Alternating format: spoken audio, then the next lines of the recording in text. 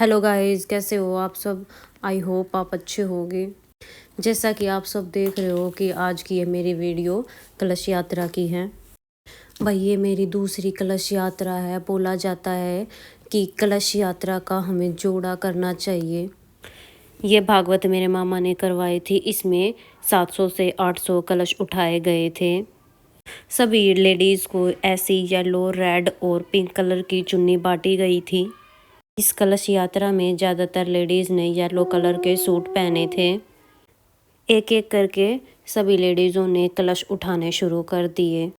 इस कलश यात्रा में दूर दूर से लेडीज़ आई थी कलश उठाने के लिए। इस कलश यात्रा में सभी उम्र की लेडीज़ ने कलश उठाए, जिसमें कुछ कुंवारी कन्याएं भी थी। बहुत सी कुंवारी कन्याओं ने भी इस कलश यात्रा में भाग लिया और पुण्य कमाया।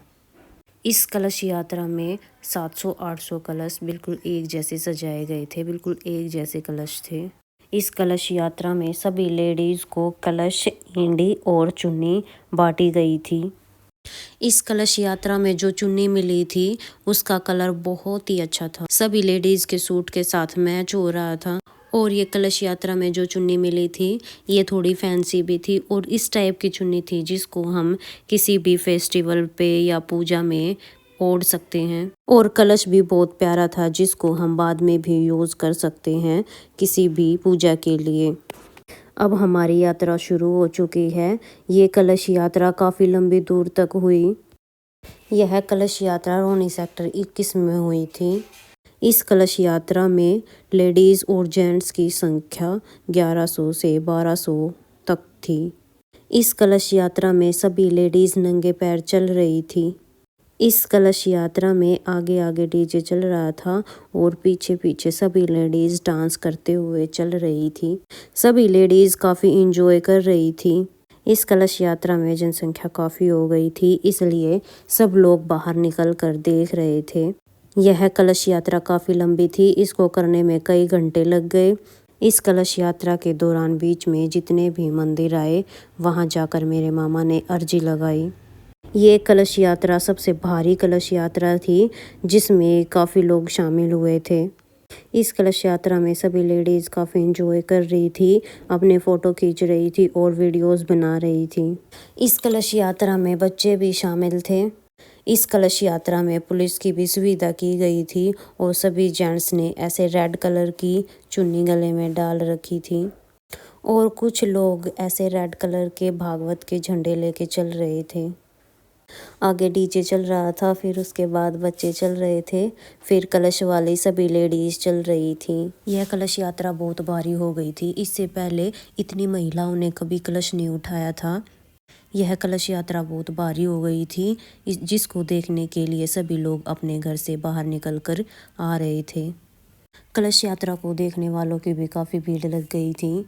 यह कलश यात्रा पूरे गांव में की गई थी। धीरे धीरे सभी लोग आगे की तरफ बढ़ रहे हैं। इस भागवत कथा के दौरान काफ़ी कुछ सीखने को मिला। भागवत कथा में जितने भी कलश रखे जाते हैं उनकी परिक्रमा दी जाती है।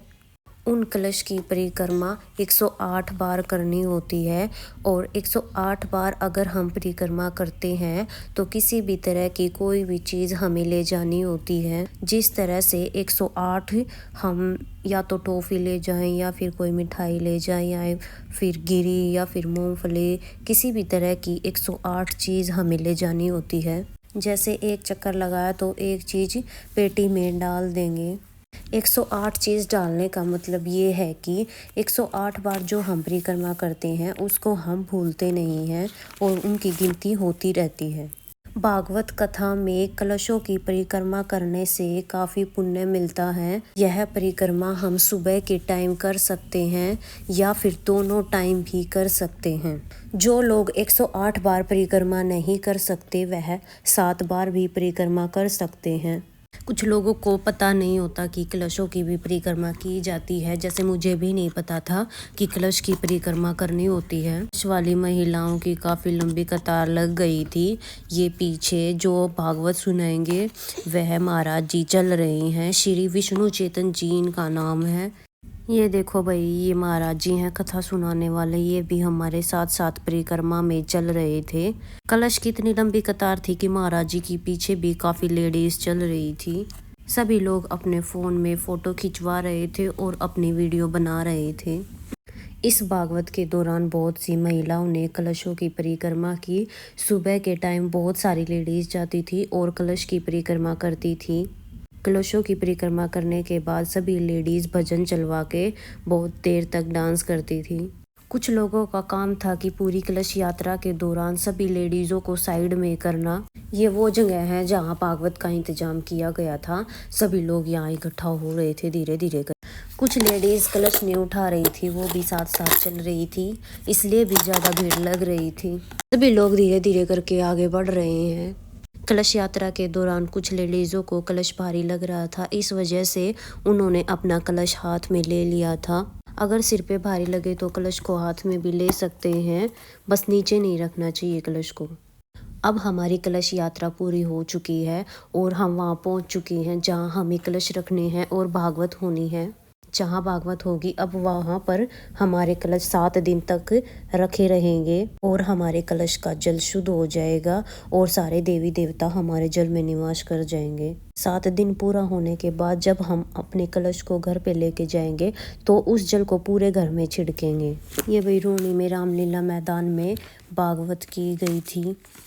यहाँ पर जितने भी कलश रखे गए हैं, इन कलशों में एक सिक्का और एक सुपारी और गंगा जल और हल्दी से रंगे हुए चावल डाले गए हैं और सभी कलशों के ऊपर नारियल लगाया गया है, जिसमें आम के पत्ते भी लगाए गए हैं और गेंदे के फ्लावर की माला लगाई गई है। कलश वाले दिन महाराज जी ने थोड़ी देर तक भागवत सुनाई। सभी लोगों ने भागवत को सुना और काफ़ी इंजॉय किया। सभी लेडीज़ और जेंट्स डांस भी कर रहे थे। भागवत को सुनने के लिए भी लोग दूर दूर से आए हुए थे। इस कथा में महाराज जी ने बताया कि कलश के जल का क्या क्या करना होता है। इस कलश के जल को हमें घर में छिड़कना होता है और जो बीमार व्यक्ति होता है उसे पिलाना होता है और अपने मंदिर में, पूजा घर में, हर जगह हमें छिड़कना होता है और जो बचा हुआ जल होता है उसे हमें पेड़ पौधों में डाल देना चाहिए। कलश के जल को हमें बाहर नहीं फेंकना चाहिए या फिर कलश के जल को हम सूर्य को भी दे सकते हैं। और जो कलश पर नारियल रखा रहता है उसको खोलकर पूरे परिवार में बांट दे प्रसाद के तौर पर। और जो कलश में एक सिक्का, सुपारी और पीले चावल होते हैं उनको हमें लाल कपड़े में बांध के जहाँ हमारे पैसे रखे रहते हैं वहाँ पर रखना चाहिए। और कलश यात्रा के दौरान मिला हुआ कलश या चुन्नी को भी हम किसी भी पूजा में यूज़ कर सकते हैं। काफ़ी बड़ी जगह में टेंट लगा हुआ था। यहाँ सुना गया कि एक चिड़िया भी भागवत सुनने आई है और एक गाय भी यहाँ भागवत सुनने आई थी। कई घंटों तक भागवत सुनाया और उसके बाद भजन सुनाया, जिसमें सभी लोग झूम झूम कर नाच रहे थे। भागवत खत्म होने के बाद भंडारे का प्रोग्राम किया गया, जिसमें सभी लोगों ने प्रसाद ग्रहण किया। इस भागवत के दौरान काफ़ी कुछ सीखा। अगर मेरी वीडियो पसंद आई हो तो लाइक एंड सब्सक्राइब जरूर करें।